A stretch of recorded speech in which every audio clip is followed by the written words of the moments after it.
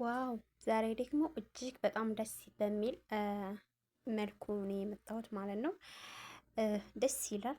አንዳንድ ጊዜ ህይወት እንደዚህ ናት። እኛ በፈለግነው ሳይሆን አላህ በፈለገው ስለሆነ ህይወት እንደዚች ናት። ህይወት ትቀጥላለች። እኛ ፈልገነው ሳይሆን አላህ የፈለገው ነው የሚሆነው። ስለዚህ ዛሬ ነባና ኢብሮ አዲስ ነገር መልስ ሰጥተዋል ማለት ነው። ለሚንጫጩት፣ ለሚያለቅሱት እንደዚሁም ደግሞ ለተጨነቀው ተከታያቸው መልስ ሰጥተዋል ማለት ነው። አትጨነቁ፣ አትጠበቡ ብለዋል። እኛ መቼም ቢሆን አንለያይም። ለማለያየት የፈለጋችሁ ደግሞ መቼም ቢሆን አንለያይም ብለዋል። ዋው ብለናል። ቀጥሉበት ማለት ነው። አሰላሙ አሌይኩም ወራህመቱላሂ ወበረካቱ። ውድና የተከበራችሁ የኢልሃም ቤተሰቦች እንዴት ናችሁ? ሰላም ናችሁ ወይ? ከኔ ጋር አልሐምዱሊላ ሁሉ ሰላም ነው። እናንተ እንዴት ናችሁ? ደህና ናችሁ ወይ? ሁሉ ሰላም፣ አፍያ፣ ጤንነት እንዴት አድርጎ ይዟችኋል? ከኔ ጋር አልሐምዱሊላ ሁሉ ሰላም ነው ማለት ነው። ዛሬ የመጣሁት በኢብሮና በነባ ነው። ነባ እጅግ ደስ የምትል ልጅ ናትና አለባበሷ ቢሆን ሁለ ነገሯ በቃ ጸባያ ቢሆን በጣም ደስ የሚል ነው። ነባ ብዙ ነገሮችን ስላሳለፈች አሁን እንግዲህ የሰው ልጅ መቼም ሆዱ ባይታይም ከላይ ደህና ሰው ይመስላል። እንግዲህ አናቅም የውስጡን።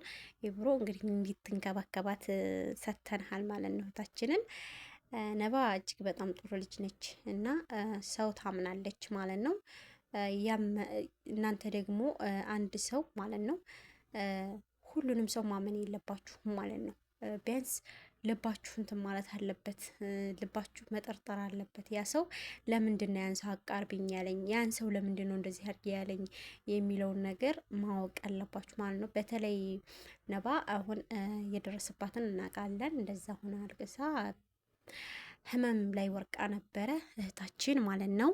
ነገር ግን አሁን ከህመም አገግማ አሁን ራሷንም የሚያጽናና ሰው ስላገኘች እንግዲህ በሌሎች እንዳይቀየርባት እንግዲህ አሪፍ ነገር እንመኝልሻለን። ጥሩ ነገር እንመኝልሻለን ውዷ እህታችን፣ በርቺ፣ ጉዞ ወደፊት ማለት ነው። ምክንያቱም ማንንም እንዳትሰሚ፣ ለማለያየት የሚመጡ ማንኛውንም የሴት ጓደኛ ደግሞ አትያዥ። ምክንያቱም የሴት ጓደኛ ምንም ኸይር የለንም ማለት ነው። ከራሴ ጀምሮ የሴት ጓደኛ ምንም ኸይር የለውም። አንድ ሰው ለራሱ እንትን ሲል ነው እንጂ የምትፈልጊውን ነገር ማሟላት ያለብሽ።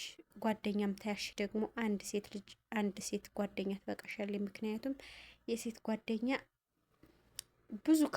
ብዙ ሰው የሴት ጓደኛ ያሽ ለአንዷ ብታወሪያት ለአንዷ ሂዳ ታወራለች፣ ለአንዷ ብታወሪያት አንዷ ግን ለማንም አታወራም ካንቺና ካንቺ በስተቀር ማለት ነው።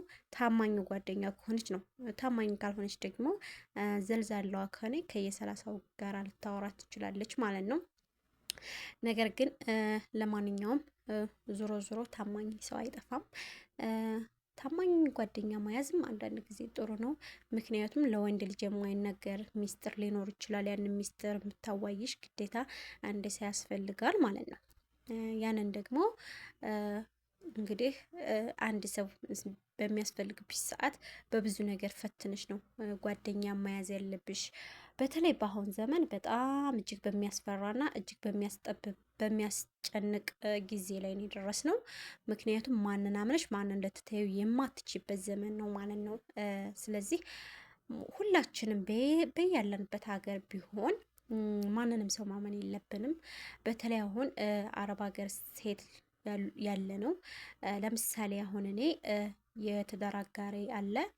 የትዳር አጋሬ ለምሳሌ እኔ አንድ ቤት የምሰራው ቤት 2 ሰራተኛ ከሆነ የኔ ስልክ ቢበላሽ የዛች ልጅ ስልክ ላይ ከደወልኩ እኔ በሆነ አጋጣሚ ከዚህ ቤት በወጣ ባሌ ብሷ ጋር ቢደውል ልታለያየ ነው የምትለው እንጂ አግብታለች እንደዚህ ብላለች ብላ ነው የምታለያየኝ እንጂ ልታገናኘኝ አትጥርም ማለት ነው።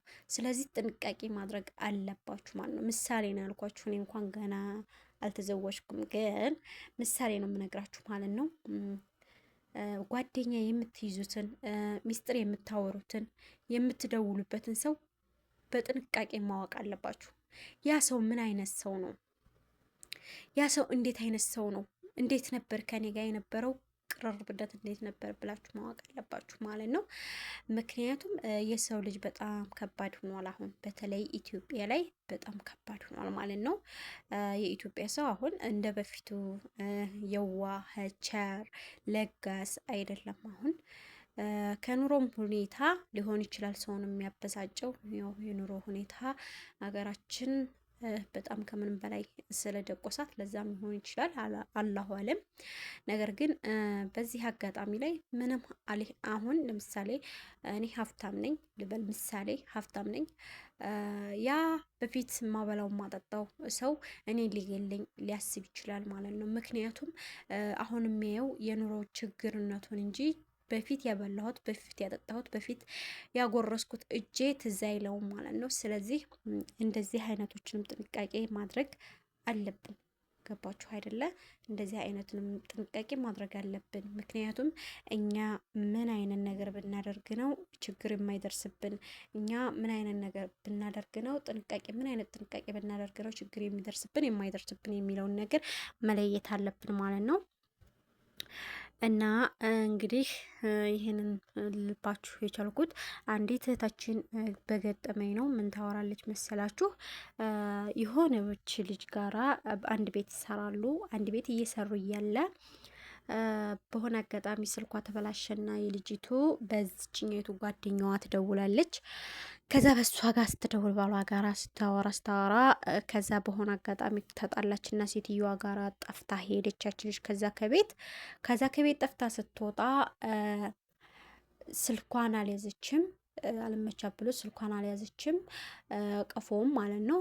የእሱንም ስልክ አታውቀውም በጭንቅላቷ ማለት ነው። አንዳንድ ጊዜ ጭንቅላታችን ሴፍ ማድረግ አለብን ማለት ነው።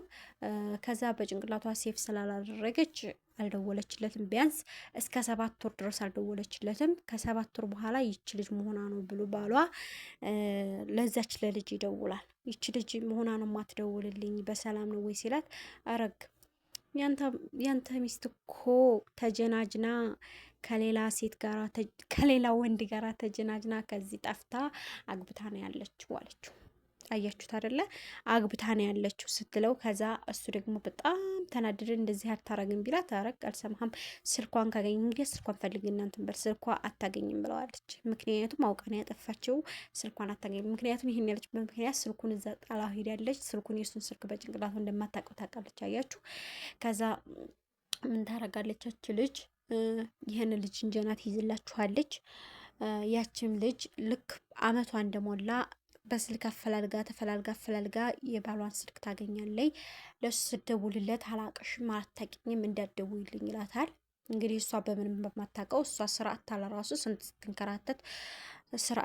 ስትንከራተት ኖራ ነው እንደገና እዛ ስራ የገባችው። ከዛ ትደውይልኝ ማለት ይቺ ጓደኛ ተብዬዋ ኢትዮጵያ ሄዳ እንግዲህ እሷ የፈጠረችውን አናቅም ማለት አብረው እንግዲህ የሚያደርጉትን አናቅም፣ ግን ሻይ ቡና ብለዋል ምናምን። አሁን በኋላ ላይ እዚህ ከመጣኝ በኋላ ራሷን ቆጭቷታል። እንደዚህ አድርጌ እንደዚህ በቃ የሆነ ነገር ቆጭቷታል እና ለሆነች ጓደኛ ዋርታ ሰምቼ ነው ማለት ነው እንደዚህ አድርጌ እንደዚህ በኋላ ከሆነ በኋላ የህሌና ጸጸት ሆኑባት እንደገና እየተጸጸተች ማለት ነው። የህሌና ጸጸት ከሚሆንባችሁ በፊት መጀመሪያ ጥንቃቄ ማድረግ አለባችሁ ማለት ነው። ደዋዮቹም የሚደወሉባችሁም ለአላህ ብላችሁ እንጂ ለሰው ብላችሁ አይደለም ማለት ነው። እና እንደዚህ አይነት ጥንቃቄ ላይ ጥንቃቄ አድርጉ። እጅግ በጣም ጥንቃቄ የጎደለው ነው ይህ አይነት ጥንቃቄ ማለት ነው። ጥንቃቄ አድርጉ ውዶቼ፣ እንደዚህ አይነት ላይ ጥንቃቄ አድርጉ። እና ኢብሮና ማንም ስሙ ነባዬ በዚሁ ቀጥሉበት። እጅግ በጣም አሪፍ ነው። አንዳንድ ጊዜ መልስ መስጠት ያስፈልጋል ማለት ነው። መልስ ስለሰጣችሁ እጅግ ከምንም በላይ እናመሰግናለን ማለት ነው። ምክንያቱም እጅግ ለእናንተ የሚቆረቆር ሰው ስላለ እንደዚህ አይነት ነገር ሲያይ ጥሩ ስለማይሆን እና እጅግ በጣም ደስ ብሎናል። ቀጥሉበት፣ አይዟችሁ፣ በርቱ፣ እናበረታታችኋለን ባለን አቅም ማለት ነው። ቪዲዮዋችሁን ካየን ላይክ ኮሜንት ካደረግን ዞሮ ያው አበረታታን ነው የሚባለው ማለት ነው። እና ወደፊት ጉዞ ወደፊት እንላለን። የመለያየት ለማለያየት የሚፈልጉትን እንደውም ማረቅ አለባችሁ ማለት ነው። ምክንያቱም ሲለመኑ የነበሩ አሁን እንደገና ያዙ ይልቀቁኝ የሚሉ አሉ። ስለዚህ እነሱን ጎ አውት ማድረግ አለባችሁ ውዶቼ ማሮቼ ብላለች ሀቢባ እና ስለዚህ እንኳንም መልስ ሰጣችሁ። ምክንያቱም ብዙም የሚጨነቅ ሰው ስላለ ማለት ነው። በተረፈ ውዶቼ የኢልሃም ቤተሰቦች ላይክ፣ ሰብስክራይብ፣ ሼር እያደረጋችሁ በትህትና እንድትተባበሩኝ ጠይቃለሁኝ። ለዚህም ደግሞ ከልብ ከልብ ከልብ ነው የማመሰግነው ማለት ነው። የኔ ቅመሞች የኔ ማሮች ከምንም በላይ አመሰግናለሁኝ። እኔን ብላችሁ ላይክ፣ ሰብስክራይብ፣ ሼር ለምታደርጉ እህቶቼ ከልብ ነው የማመሰግነው።